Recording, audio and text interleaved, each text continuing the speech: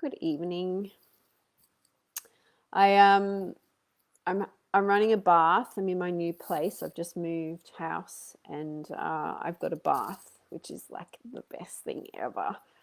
And I'm running a bath, and it says internet connection taking some time. That's what it always says. Bath, and I was like, it's going to take a good half an hour to fill up because it's very slow. So I thought I would just jump in here and do a little bit of a riff around hormones and rainy Sunday evening in Sydney. This is a big one. I want to share with you, I guess, my own story of how I got to this point. I, 11 and a half years ago, had a kidney tumor in my kidney and had to get my kidney out. And this is how I ended up becoming a holistic nutritionist, because it led me to a path of asking better quality questions of how the hell did I end up in this space where I had a tumor, and how the hell do I make sure I don't end up back in here again, right?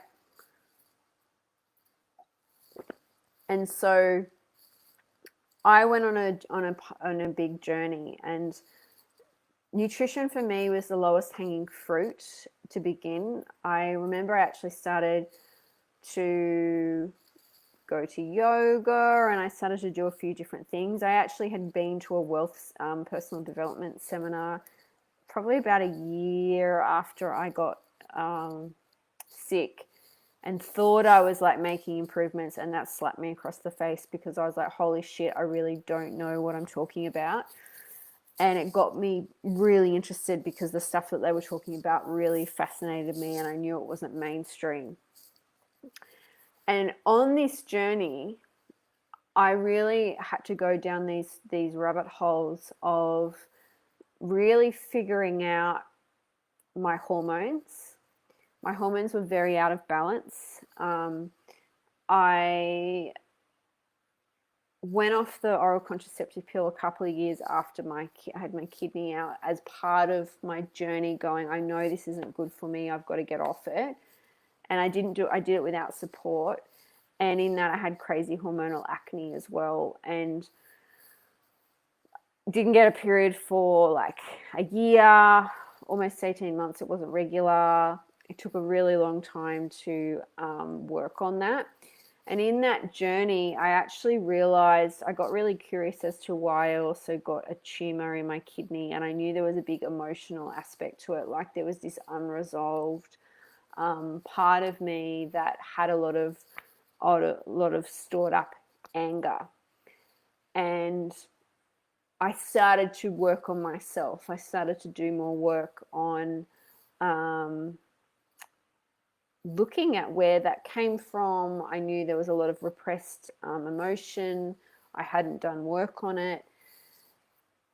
And I really, up until probably, like 7 years into my journey, I did a lot of work on myself. And I sort of thought I had it all together, until I had another universal slap in the face, where I went through a big breakup. And I was engaged, and the wedding was called off. And there was a lot of deep work for me to then do, and realize that a lot of the work I had done to that point was quite cognitive. I had done levels of healing, and I had cleared a lot of stuff and worked a lot on my relationship with my family, with my dad. My mum had passed away before that. And so there was a lot of stuff that came up with grieving my mum when I went through this breakup. And there was a lot of deep healing work for me to do. And when I went through that process of going through that breakup, I actually realized that there was part of me that had a deep level of unworthiness that really still had not been healed. And I was still doing things on a very cognitive level. And so I really had to learn how to regulate my nervous system and allow myself to feel really, truly safe in my body, because unless I did that, I was going to be in this constant state of alarm. And the way that that plays out in a relationship is that then there's this codependent, well, for me, there was this codependent behavior, or this neediness, or being in this constant state of looking behind my shoulder, or being in a state of alarm because I was feeling not good enough. And so when your body is in that state, you're making excessive amounts of cortisol, and your hormones are never going to properly heal. And I've learned this on my journey through my own experience. And then when now I work with other women doing the same thing, going, we've got to look at the nervous system and going, what state of alarm are you in, and what's your nervous system doing? And when we're in that state of basically, I don't feel safe in my body, or I'm in this state of fight or flight, we make excessive amounts of cortisol, and our hormones become out of balance, because when we make cortisol, progesterone, which is one of our hormones that counterbalances things like estrogen, it's a really beautiful hormone that we need. A lot of women are very low in it. It's because of high cortisol. And you will not get balanced hormones if you do have excessive amounts of cortisol, period. Not possible. And so this is the relationship then between the adrenal glands and our reproductive hormones, and balancing our hormones. And a lot of women are progesterone deficient. A lot of women have PMS symptoms, period symptoms, unbalanced hormonal acne, PCOS, endometriosis, sleep issues. All of this stems back to, a lot of it is the nervous system and what's happening in the nervous system. When we develop as a baby, the first thing that develops is the nervous system. So it's like at the core of our existence. And so it's like a root. You think about a tree. The health of a tree is actually, or a plant is actually, what you see above the ground is only a small proportion of what's actually below the ground. And the health of the plant is the soil, it's the roots, it's the water it's getting. This is the same with our health. I just made that up I just made that up. But for me, the nervous system is our roots, and we need to learn to, and so what happened with me is I had this nervous system that was still in a heightened state of alarm. I was doing all this work, but I was also doing a lot of spiritual bypassing, and I went through 2 big breakups. The first one I went through about 6 or 7 years ago, and that was a big catalyst for me to start doing deep work. But in that process, there was a lot of spiritual bypassing of, this is my lesson, and I need to go through this, and that whole world of, what's the freaking book called now? A Course in Miracles, and Gabrielle Bernstein, that world of like working on doing the spiritual work. And Abraham Hicks, like Just Feel Good, and Tony Robbins, and all the personal development. But if you don't go and heal the trauma, your nervous system is still in a state of alarm. And that's what was happening with me. And it wasn't until I went through that breakup that I actually really started to do this deep level of work through certain processes of healing trauma, including inner child work, as well as using plant medicines as well, to heal that, so that I got to a level of starting to really, and it's still a work in progress, always, doesn't ever end, got to this deep level of going, I have a whole new level of understanding self-love and worthiness. And it's, the roots are still going and going, digging their way deeper and deeper and deeper and deeper and deeper. And so they're the new roots that I've been putting down over the last few years. And now the way that I integrate this with doing nutrition is, I can't work with someone and not work on working with their hormones because working without regulating their nervous system, because cortisol has such a big impact on our health, on our hormones, on our skin, on our sleep, and there's this big knock-on effect that happens. And when the nervous system is in this state of alarm, we just are never going to get to the root cause of the issue. And so a lot of unresolved trauma that I had was still keeping my nervous system in an alarm. And this is what I see with women when I'm working on them. And so when you're in this state of a big wake-up call happens, you're in the mud. Like it's the floods have just happened at the moment up north, northern New South Wales, and there's a lot of people in this crisis. And it's actually a perfect metaphor, and I'm not doing this out of disrespect. It's a metaphor of the people that I'm seeing, the images that I'm seeing where they're cleaning up the mud and they're throwing out the junk, and they've just got to get through it. And there was a big state of alarm in that people don't feel safe. Their safety is actually literally, at the time when it was actually happening, was in extreme threat, and their nervous systems would still be in a state of alarm, and they just got to get through it. And there will be massive repercussions with recovering from that. But it's a great way of looking at it in terms of whenever we go through any big crisis, we've just got to get through it and get out of the mud. And then once we get out of the mud, we get into this sense of safety. And this is what happened to me. And there's this process that your nervous system will go through. It's called the dorsal. There's 3 phases of the nervous system, and there is dorsal, which is like you're depressed. This is a ventral vagal nervous system response. It's called polyvagal theory. There's sympathetic when you're in fight or flight, and there's ventral when you're in this sense of safety. Now, your nervous system is never going to just constantly be in this sense of safety. You sort of go between the 3. Dorsal is like when you're depressed, what's the point? I go into freeze. Sympathetic is when you go into fight, and it's just like, all right, it's game on, let's go. And we have an automatic go-to where we think about where, and even just tune in now with where you're at, like what sort of state is your nervous system in. Sympathetic is fight or flight. I've got to make stuff happen. It's a stress response, and you can be in a flurry and not get anything done, or you'll pick fights, create drama. You just like take action. You've got to run away from the tiger or bear from a nervous system point of view. Your brain has gone into survival mode.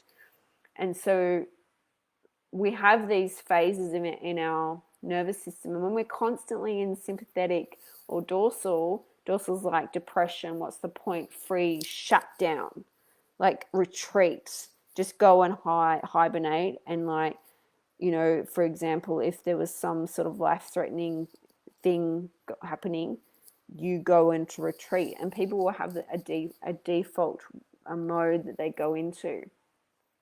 And a lot of us are not in ventral a lot of the time. And how do you know you're in ventral? Ventral is when there's play, there's laughter, there's fun. Play is a really good one. It's like, how do you play? Look at kids or dogs and the way that they play. And when they're happy, it's an environment where they can let energy out in a safe place, and there's laughter and there's fun. And dogs do it, regulating their nervous system by playing with each other, but they also shake it off. Like they shake my dog does it a lot. I've got an anxious dog.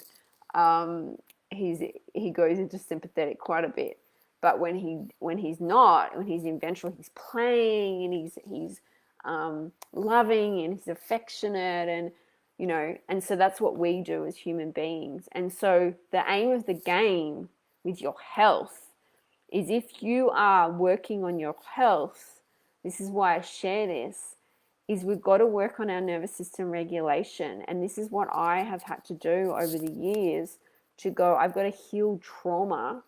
Because what does it mean, nervous system regulation? Basically, when we don't feel safe in our bodies.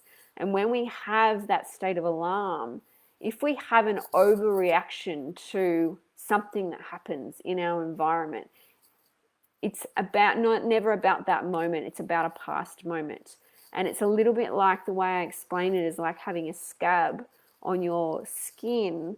And when, like, if you've, I think of this as a kid, like, for some reason having a scab on my skin and then like scratching it, and it hurts. And that's what happens when we go into these moments where we go into this state of alarm, and we have these moments where we're in overwhelm, or we say yes to everything and we feel really stressed. I hear people say all the time, I feel really stressed, I feel really overwhelmed. It's like, yes, that's telling me that your nervous system is not regulated.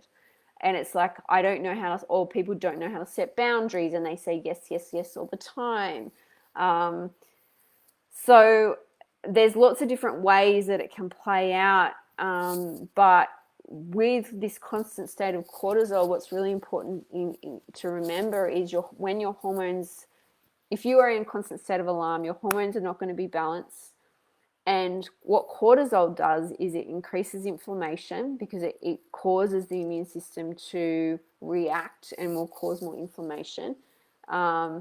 It damages the lining of your gut, so it actually changes your microbiome and damages the lining of your gut. And it can stop the production of other hormones. So progesterone will get made. You can look it up. It's called the cortisol steal, or the progesterone. Well, the progesterone's not really stealing it, but it's the cortisol steal, and the body will prioritize making cortisol. So instead of having progesterone, it gets converted into cortisol.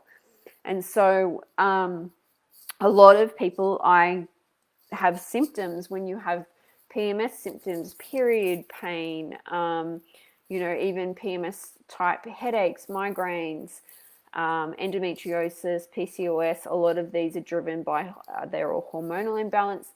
Having too much cortisol, so the adrenals and the nervous system, how that plays out with then production of progesterone or estrogen, because progesterone counterbalances estrogen, and it's a really beautiful balancing tool. And a lot of us don't make enough progesterone because cortisol steals it. And this is why it's important. And so when we're going, okay, well, how do we regulate our nervous system so that we can start to feel safe in our own bodies, and using tools to actually do the work on a day-to-day basis, so that you can go in and it's not just going and talking about your crap and staying stuck in your victimhood. It's actually giving you some tools to process it and work through it, and then coming in underneath and giving you the other tools that are needed for good health, for your nervous system to also function healthily. Because often what's happening is we could be deficient for a long time in a lot of things, and then we're in this constant state of alarm, and the two play into each other. And we've got to go have that good foundation of good nutrition. But often what I notice is people, when they're in that state, they're in the mud, they can't get out of it. You've got to start to actually even just calm the nervous system down and create a sense of safety in their body, so that then they can start to go, okay, what am I going to cook for dinner this week? I'm going to plan out my meals. How do I know I've got to do these certain things for my diet. I've got to start cutting gluten out. I've got to start eating more vegetables. If you are in a state of alarm, like, even comprehending that is not even possible. And so there's this catch-22 with it. It's like, I've got to be able to deal with the adversity of I'm just looking at my hair, it's like out of control. Deal with the adversity of the situation I'm going through, because the reality is, with the way the world is at the moment, things are not going away. we are always going to have these things on the external that we cannot control, whether it be a pandemic, whether it be a flood and we've got loved ones, whether it be a war. Like those things are not going to change, but our things that we can change is our internal dialogue that we have with ourselves and how safe we feel in our body by a moment to moment basis. And it's learning those tools. And then how does that impact our relationships? Our relationships with ourselves, first of all, with our families, with our children, with our partners, with our business, in our businesses, in our careers, our relationship with our friends, our community, our relationship with money. All of those impact the view of the world that we've been brought up with, and then the way that we react when something happens. And it's like, it's not about what you think, it's about how you react. And so when you're in that state of trauma and you react a certain way, it's not about that moment. If you have this major reaction, this body reaction, it's actually about something from the past that actually needs to be healed. And you will not balance your health until you actually learn to regulate that and go back and start to heal those scabs from a deep level so that the scabs can actually heal over, rather than just doing things from a superficial level of reaction mode. And no one can do this work for you. We have to do it. And I was listening to something else today, and it was like, what example do you want to provide for our children now, for our community? And I just thought, when I was hearing that person say, I was like, that's totally true. But so many people are in this heightened state of alarm that people are just trying to survive. And there's been this extra level of stress and extremeness in the last 2 years, but it's not going to go away. It's not going to change. And what's the impact of that in your health? And so my question to you is, what outcome is it that you're looking for with your health? And what possibility would open up for you if you had the tools to regulate yourself? If you had the tools to actually be able to make conscious decisions for yourself, so that you're not controlled by the sugar cravings, you're not controlled by needing to go and have alcohol, you can make a conscious choice about it, you're being conscious about how you go about it, your nervous system is regulated, and what impact would that have on the relationships around you and the people in your world that you love and care about? And so if this resonates, please drop me a message below. Please reach out and DM. I have a new pilot program, 12-week program, that is about to launch and start. And I'm looking for a couple of people as testers for this. And so if you're interested in this and what I'm saying really resonates, and you would like to be not a guinea pig, because I'm doing this work with people anyway, but this actual version of this program is going to be a 12-week program for people who are wanting to get help with their hormones, but also realize that there's a deeper level of subconscious that needs to be worked on, because they know the things that they should be doing. If you know the things you should be doing and you're like, I also know that there's some level of healing that I've got to do on a deeper level, and I don't know how to fix it. And I know who those people are, because when I talk to them, they end up in tears. And they're like, I've got to do something. And there's also this element of, if you're feeling very unheard from the mainstream medical system, you go into the GP and you want answers and you're not getting them. It's because the system is not built in a way that they can give you answers. They do not understand nervous system regulation, and they do not understand real health, vital health, optimal health, because that's not how the model is built. It is not their fault. It is the way the system is built, and they're part of the system, and they've been indoctrinated to the system, and it is not their fault, because their intentions for the most part are pure and are real. But the system wears people down, and they don't have the capacity to deal with people and help them on a really deep level, because that's the way the system is. It's broken. And so if you are really going, I need to do something because I'm exhausted, I need to do something because I know my stress is so high, I'm not sleeping properly, or I have these uncontrolled food cravings, or I know there's something on a deeper level with my health that's not right, and this is resonating, then please reach out. Please write me more info, please, below. And if you've got any comments as well or any questions about this, then please also ask. Hey, Jen. Sorry, I only just saw the comments. Then please ask, because this is a message that I'm just so passionate about. I've been through it myself. I've been through the journey myself. And I know how frustrating it can be when you're like hitting your head against a wall going, I just want answers. But for me, this was my journey. I was like, I've got to be able to heal. I had to do the deeper work to heal myself on a level where I started to feel safe in my own body. And when you get out of the mud and you start to feel safe, and it's a constant ongoing work, like it's like there's layers that get peeled back. But what happens is then you have clarity and things open up for you. You can see things differently. You can respond differently. You can make decisions differently, not from a reactive mode. And it's a very different way of living. So any questions, please comment below. If it resonated with you, please pop a comment below or reach out and send me a DM. And I hope you all have a beautiful night. For those of you, if anyone is watching it and has been flooded, sending you lots of love. And reach out to people, to different communities. Please reach out to send me a DM if there's anything I can do for anyone as well.